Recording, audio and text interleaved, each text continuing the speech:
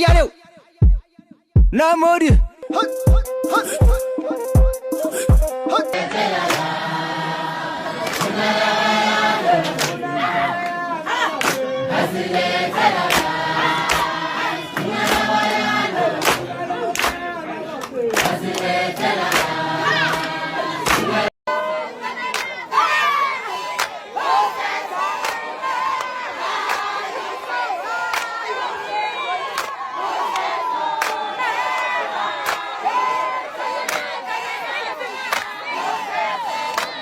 Once again, I'm shaking because when I get very passionate about something, my heart rages with a fire that cannot be extinguished.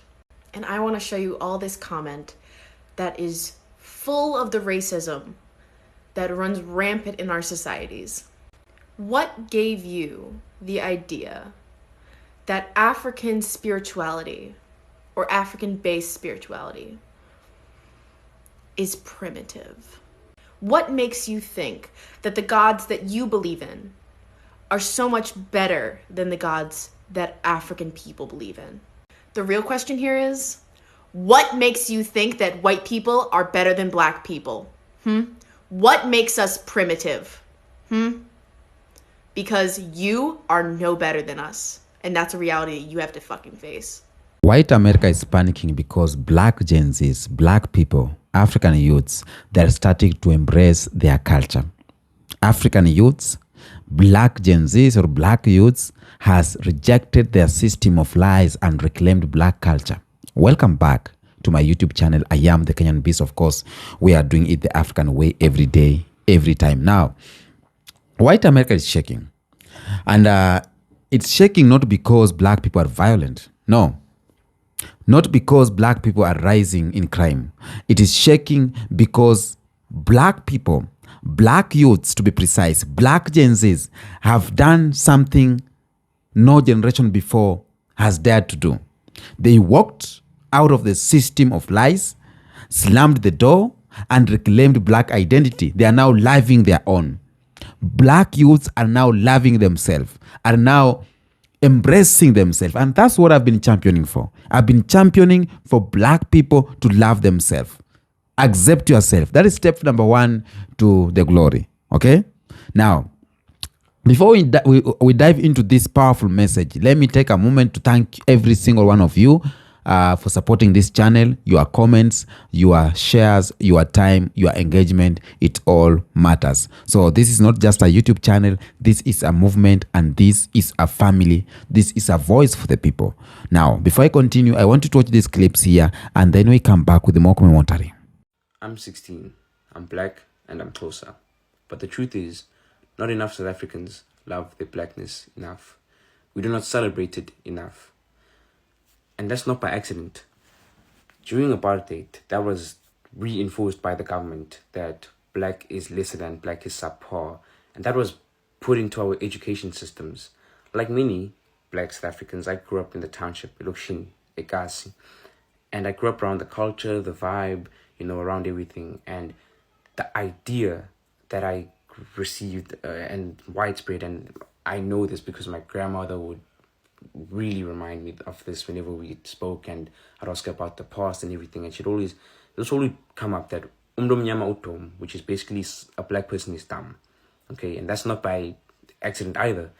People like Dr. Furwood hampered this idea into the education systems, the apartheid systems, that as a black person you'll always be less than, you cannot achieve anything, and your blackness is not beautiful, your blackness is ugly.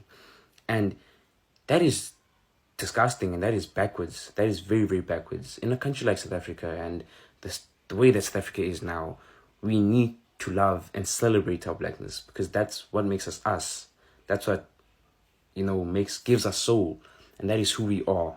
All right, we are Sizulu, we are Sipedi, we are Setswana, Sesotho, Chivenda, Stonga, and every other cultural and language group in South Africa, and we need to celebrate and love that.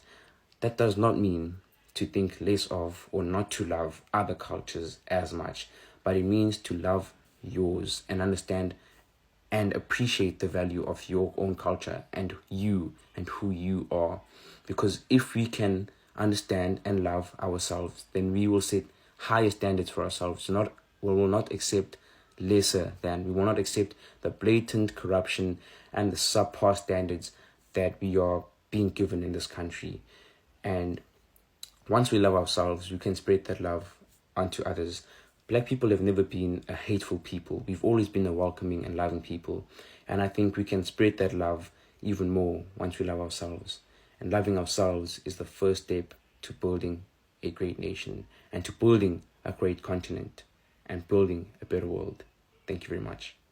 What is something that you're proud of that most people don't know? I'm really proud of becoming more comfortable wearing my natural hair and just, being comfy as a Black woman. I grew up in a really small conservative town, so it took me a long time to really become into it. And now I feel like it's my look and I love it. So What was the experience like the first time you let the curls out? it was actually good. See, I think I hyped it up too much in my head. I thought I was going to get a negative reaction, but then when I actually step outside, it's always so much positive, compliments, reactions from people, smiles. Being a teenager, I suppressed it, and now being an adult, I don't know, I like inspiring other people to feel comfortable doing it. I think that's what caused me to want to get back into it. Yeah, I just want to say I'm really proud of becoming an Afro girl and finally opening up about that. One thing my dad always told me was, love yourself, Nyankure.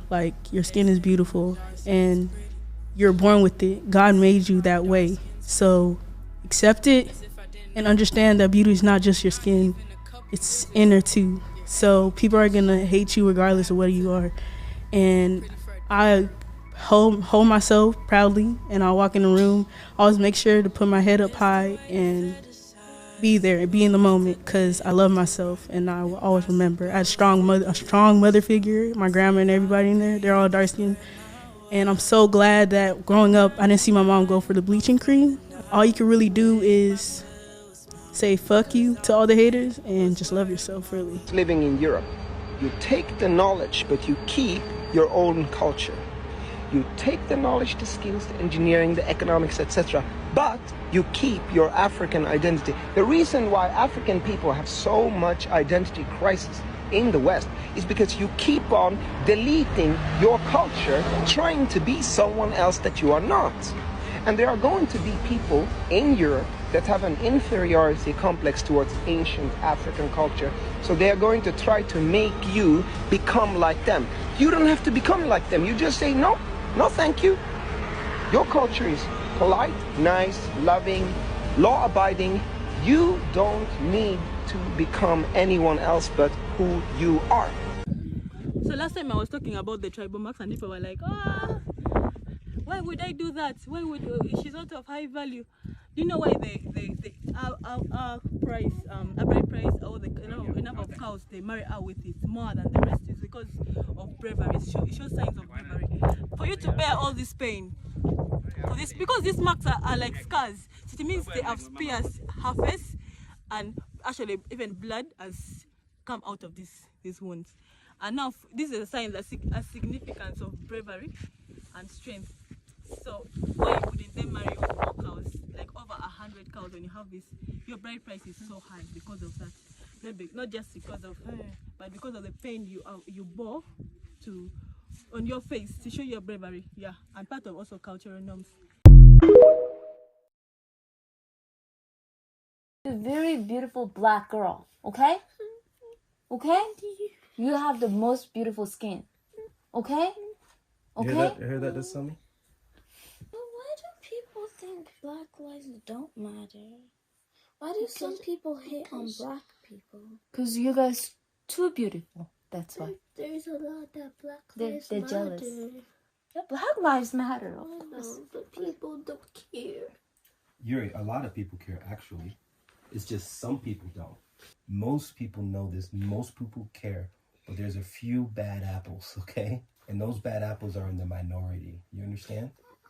Do you understand? Why do people hate on black people? It's ignorance, Dasami. They're ignorant. They don't know any better. And unfortunately, a lot of it comes from their own upbringing. Like, they learn from their parents who are dumb idiots, and then they grow up being dumb idiots too. And then they have a kid and they raise their kid to be dumb idiots too. But it's changing though. Things are a lot better now than they used to be. and it's not done. We're not where we need to be, certainly, but with your generation, it's getting better and better and better. You have to be strong and not weak. You understand? So Black Lives Matter is a movement made from strong people. And not just black people. There are white people who support Black Lives Matter, yellow people, brown people, all kinds of colored people. It's not just black people fighting for Black Lives Matter. Everybody fighting for Black Lives Matter. You understand? So don't look at it as a racial this. There's most people are in support. You understand? Most people are good. I think that my parents were good though in terms of being like, they never played into it being like, oh, you should feel ashamed from where you're from. Like they always said like being black is like, it's the best thing. Yeah. And I think you only realize that now as you get older, and especially with what's going on at the moment with the community and what Africa's doing in the world, you become so proud to be that. But definitely when I was young, nah. Like I think it was only until like really high school. Oh, not high school. Maybe like late primary school when I started to actually mingle with a lot more African people that I felt like, okay, cool. Like this is fresh. I like this. Okay. I felt more comfortable there.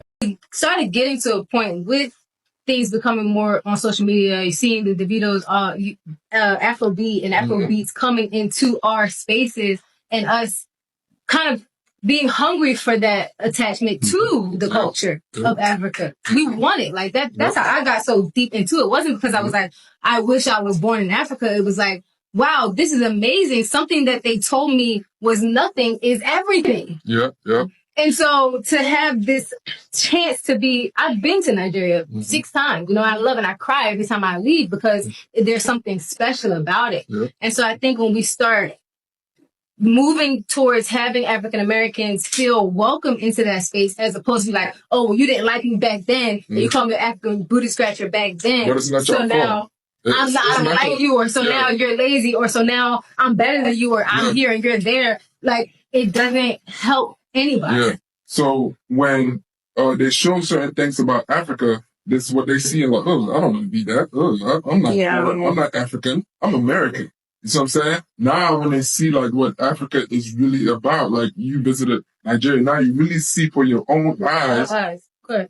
Better than what you see on TV. And I'll be honest with you, I was embarrassed. And I'm also not speaking for all Americans, but for me, being an African American, I was embarrassed as it started to be revealed to me what I had been, tricked about. Like, wow, this has been I've been lied to all my life. I was embarrassed to even want to come into that space and be like, man, I thought all of y'all were just living in a mud hut. That's not fun to say. Why do so many Gen Z pop stars adopt a black accent? Largely, African American vernacular English is appropriated by youth culture, and this is far from a recent phenomenon. For as long as black people have been in America, there has been appropriation of the colloquial English that African Americans use, otherwise known as African American Vernacular English, or AAVE. In Gen Z, AAVE has emerged in BFFR, which has been mislabeled as a youth phenomenon, rather than linguistic appropriation. Prominent celebrities like Ariana Grande and Billie Eilish have been accused of using a black accent, seemingly to convey coolness, to display a down-to-earth approach. The utilization of AAVE is an attempt to bring down their social class. Obviously, both Billie Eilish and Ariana Grande were from quite wealthy, interconnected backgrounds, and their manner of speaking reflects this. Nevertheless, it promotes the stereotype that people who use AAVE are lower class, and by speaking that way, you are appealing to the lower classes. It is an attempt to rid oneself of white privilege and affluence. Yes, most slang terms do originate from AAVE. Quite possibly, young people are drawn to AAVE because it's seen as a rebellion. Assuming most of these appropriators are from white middle-class backgrounds, they absorbed the racist idea that that is how people who are uneducated speak, people who are involved in criminal activities, both of which are negative stereotypes that affect the black community. By adopting a black accent, they are rebelling against their white middle-class upbringing, or in Ariana's case, upper-class upbringing. It's well known that Ariana in particular attempted to appear white, Latina, black, and Asian. She is the last race bender. That is not an original joke, by the way. She inhabits and discards races as if it's an eyebrow trend. Although Billie never attempted to alter her appearance to that extreme degree, Billie's clothing style is reminiscent of a rapper. And although yes, there is an empowering androgynous quality to the way she dresses, in congruence with her black scent, it seems like she's attempting to pander. Maybe not physically, but culturally. Both Ariana and Billie have distanced themselves from the black scent in AAVE. AAVE isn't something you can just pick up and discard at your leisure. It's a culture, a heritage. But to the youth, it's just cool. Welcome back. Now, for over 400 years, white supremacy relied on one thing: control of the narrative. They relied on control of information, control of identity, control of culture, and control of who black people could become. So if you can control how a people see themselves, if you can control how they behave, if you can control how they dream and how they exist, then you win. So white America built textbooks full of lies. White America built movies that hid black greatness. White America built news that demonized black bodies, built churches that painted Jesus white, built schools that created African civilization or erased African civilization. They built systems that punished black pride. So after a long time that worked, but then here comes Gen Z's. A generation that has decided, you know what? We are reclaiming our identity. We are reclaiming our identity and we are doing it our way. Back then in Africa, when you tell an African someone, like Africa is greater than America, it was a lie to them because everyone was doing all it takes to go abroad. Everyone was doing all it takes to go in France. Everyone was doing what it takes to copy the slang of white people, to copy the dress code of white people, to copy anything that comes white, because they made us to believe that whiteness is the only beauty we have. But right now, things are changing. Things are really changing. And I'm so happy to see African Gen Zs and Black Gen Zs are embracing the beauty of blackness. Okay? Now, let's talk about this. Panic of white America is not because of politics or immigrants or inflation. They are panicking because Black Gen Zs, the most connected or the most educational, the most cultural influential generation, has rejected their entire system of lies. A system that for centuries told people that black is inferior, told the world that black culture is dangerous, that black pride is a threat. So this system depends on black obedience to survive. But Gen Z isn't obedient. Gen Z isn't apologizing. Gen Z is not shrinking themselves. Gen Z isn't performing humility to make white people comfortable. And that is the fear. White America expected Gen Z to be more integrated, more assimilated, or more grateful, or more quiet. Instead, the youths, they got more black pride. They got more Afrocentric fashion. The youths have more Wakanda level imagination, more unity, more confidence, more rebellion against lies. So Gen Z didn't just wake up, but they have broke the alarm clock.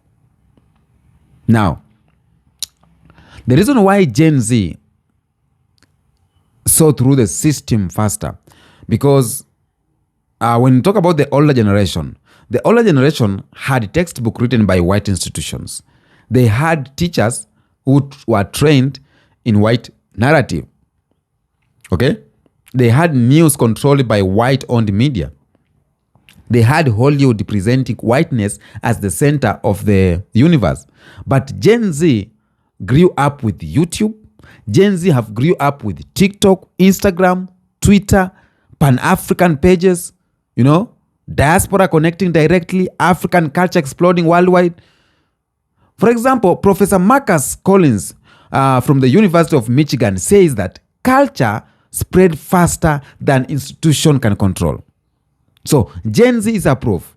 It's a proof that the system of lies could not survive the speed of unfiltered truth.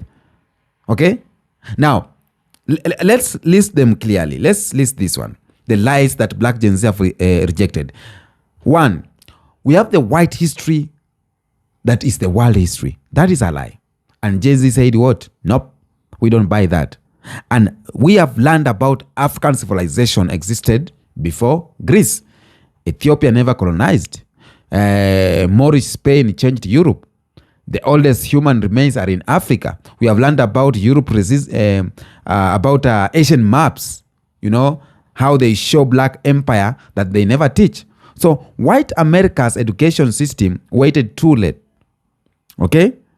Now, lie number 2 is that Black culture is inferior. And Gen Z said, or they have known that this is a lie. Gen Zs or Black people or the African youth, they have saw everyone copying Black fashion. We have saw everyone copying Black dance. We are there seeing everyone copying Black lips, Black cabs, the skin tone, the hairstyle, and etc.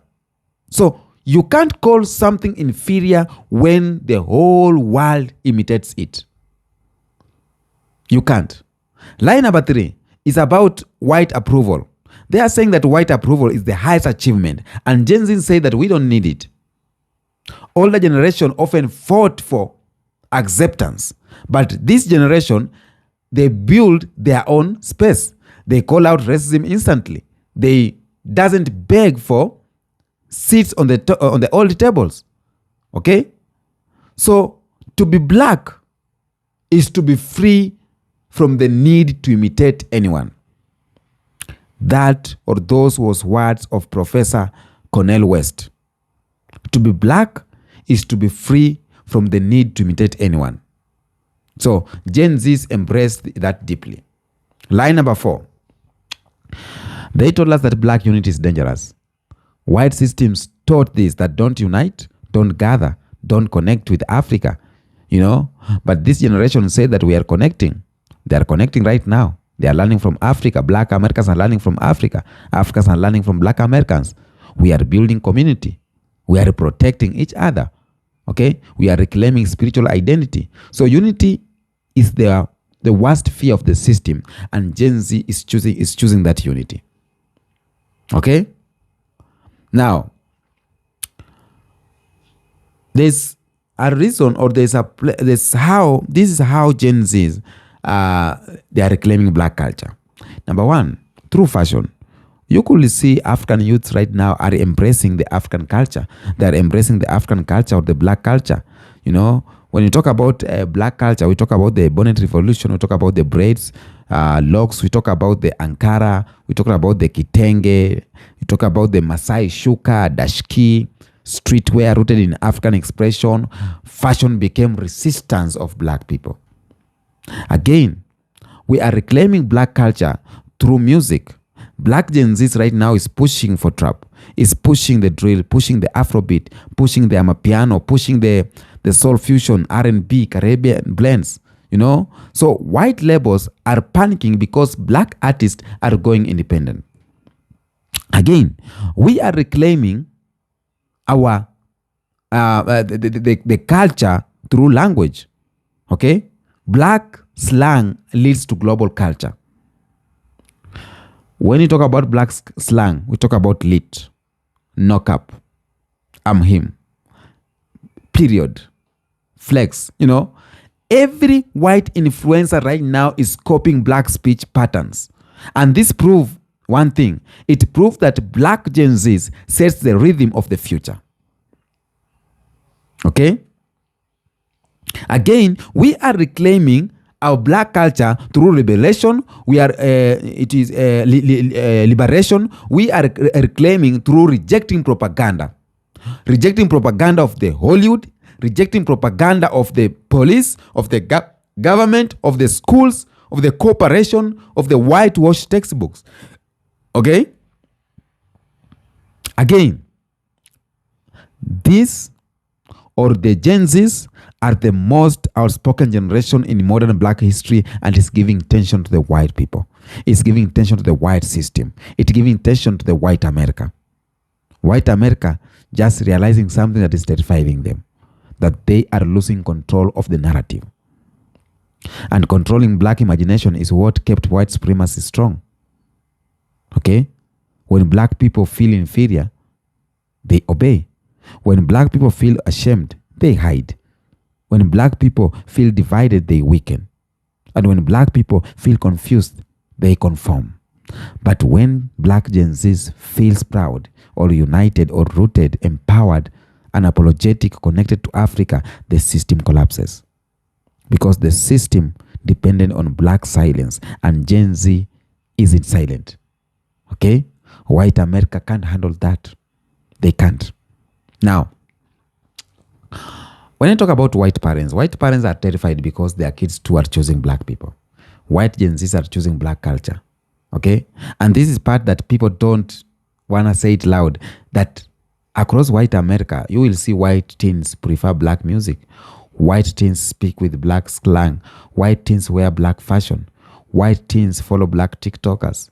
White teens date black partners. White teens reject racist beliefs. Okay? And white conservatives see the writing on the wall.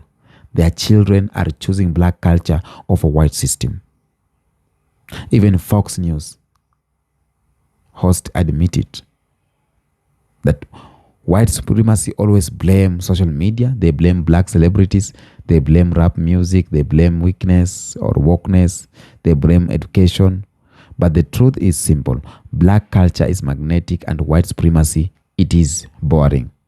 And this is where we mark the collapse of white-centric power in culture. Because that is the truth. White Hollywood is losing influence. Black actors, black directors, and producers, they dominate streaming numbers right now. White music dominance is over. Okay? Hip-hop is the global giant. Afrobeat is killing the chart.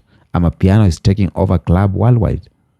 So white beauty standards, right now, you will see it collapsing, because women worldwide right now, they are copying black people. The braids, the melanin glow, the curves, the full lips, Afrocentric features. So no one wants to look like Victorian England anymore. Everyone wants to be black. Everyone wants to look like black. Okay? And black Gen Zs, again, is rebuilding the bridge to Africa. Or African Gen Zs are rebuilding the bridge to black America. You know? They are traveling. Most of them, for example, the black American Gen Zs, they are traveling to Ghana, learning Swahili, walk Kitenge, learn African history, read African authors, followed African creators, you know. And white America hate this, because the biggest fear of white supremacy is global black unity. So if Africa plus diaspora unite, the entire power map of the world shifts. Okay? And the system of lies is falling apart. The lie that white people created civilization, lie that Africa is poor, that black skin is inferior, black culture is dangerous, black men are threats, black women are angry, the lie of Africa needs saving, or white system are honest, or black people lack unity. Those lies are falling apart. Gen Z is tearing these lies apart like homework they refuse to do. You get that? Now, we got professors and thinkers who support this shift. And for example, Dr. Joy DeGray, she talked about post-traumatic slave syndrome and the healing Gen Z is doing. We have Dr. Cloud Anderson. We have Ibrahim X. Kendi, shows how Gen Z rejects racist systems faster than any generation. Talk about Professor James Smile. Talk about Angela Davis, says that black youth today are more politically aware than the civil rights generation at their age. We talk about Professor Molem Kate Asante. He's a father of Afrocentric, you know, and Gen Z is basically living his teachings. Okay? Now, We have white panic, and we have the modern white panic, and I want to show you how the modern white panic exists. The example, for example, if a school board is banning Black history books, that's panicking. If a state is banning African American studies because Gen Z is waking up, music labels pushing white rappers harder is because Black dominates. It's scaring them. Where white influencers are mocking Black slang is because they fear losing originality. So what this means? This means that we are witnessing the fall of white culture monopoly. We are witnessing the rise of Black global influence. We are witnessing the awakening of younger Black visionaries. We are witnessing the return of African pride, or the collapse of racist myths. White America senses they are becoming culturally irrelevant, and culture is power. Okay? So we as Gen Zs, we have to keep uplifting African and diaspora connection so that we could move higher and higher. We have to support Black business worldwide. We have to control our creativity, our creative work. We have to own our own art. We have to protect Black history at all costs. We have to raise culturally aware children. We have to invest in the African future. We have to find solutions that should continue to keep us alive. I will finish by saying that white America panic is not your problem, but it is the realization that the world is changing, and Black people are finally stepping back into our rightful place. Genz is proving that Black culture is unstoppable. Black unity is powerful. Black identity is sacred. Black future is bright. So this is not the end of the system. This is the beginning of Black destiny. Kings and queens, I'm so happy that you have listened to this. Thank you for watching, and I love you, and I appreciate you so much. Stay back and stay rising. Peace out.